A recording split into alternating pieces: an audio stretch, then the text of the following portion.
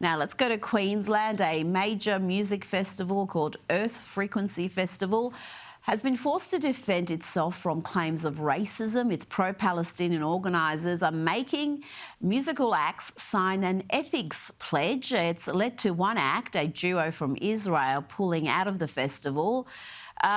Prue, this so-called ethics pledge includes things like acknowledging Israel's genocide in Gaza and rejecting racism, apartheid and genocide.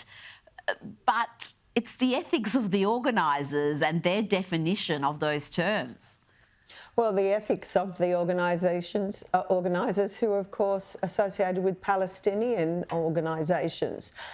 You know, this is what's happening in this country. It's quite insidious, where you know, you have Anthony Albanese saying we won't stand for anti-Semitism, yet he is. And it's inveigling itself through every aspect of our lives, and we're doing nothing and have done nothing. He appointed a Jewish woman to be an advisor. He's only just now getting around to adopting some of her recommendations. You know, they turn a blind eye because we know where their sympathies lie. They're anti-Israel, and this is the problem. And so it's insidious, it's scary, and it's not going away fast because we have governments that are not turning a blind eye to it for political reasons. Well, we saw some really ugly scenes in Glastonbury, which I'm being shocked by how quickly those chants from Glastonbury have spread, because we keep hearing these death to IDF chants now here in Australia. And really, it began with that idiot rap duo chanting that on stage. Tina, in this case, the festival has, after a considerable backlash, softened its position. They've revised the policy, and they're saying they're going to be banning political flags and protests at this October event. But we see this over and over again with the artistic community. They're not standing with members of the Jewish community. They're very clear in where their loyalties lie. That's right, Rita. And it was so bad in Glastonbury that the BBC had to apologise for even showing the clip. That's how shocking it was against the Jewish community over there. And I'd hate to see that repeated here. Look, it's all right to say they're going to pull back and revise. I don't believe a word of it. I think they're just, saying what needs to be said for the festival to go ahead. Then they'll do as they like. Now, let's go back to the US. A new book called 2024, How Trump Retook the White House and the Democrats Lost America, details the influential role Jill Biden played in her husband's administration. Tina, this influence only increased as the president's cognitive decline became more and more pronounced. Tina, I do wonder, did we already have a female president?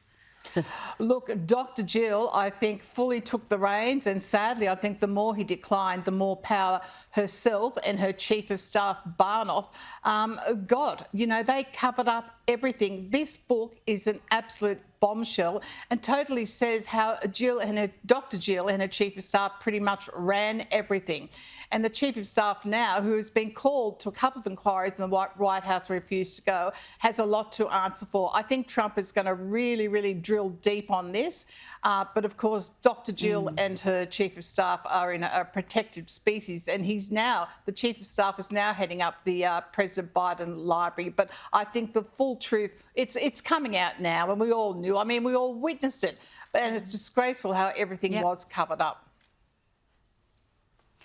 It was, and I wonder, Tina, whether we'll ever know who really ran the show, and not just for those last few months. Prue, the cognitive decline was obvious from the start. We were covering it in the election campaign, in the 2020 election campaign.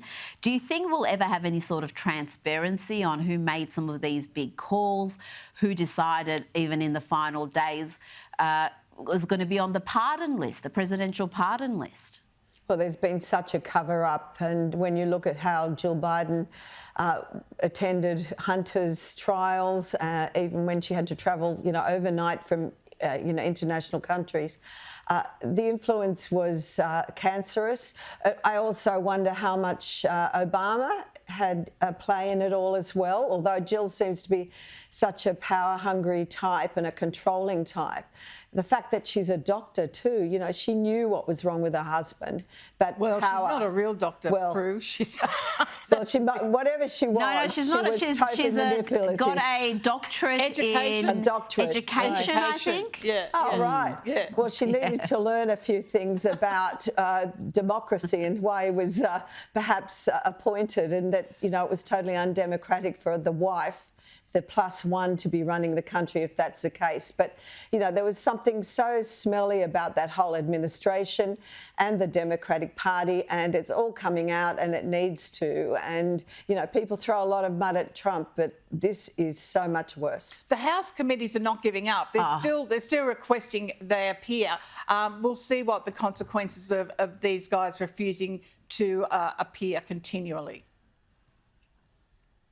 No, I think they're going to be digging continuously into precisely what happened, because I think there's some people who need to go to jail over what happened. I mean, what we saw should not happen in a democracy. This is banana republic stuff.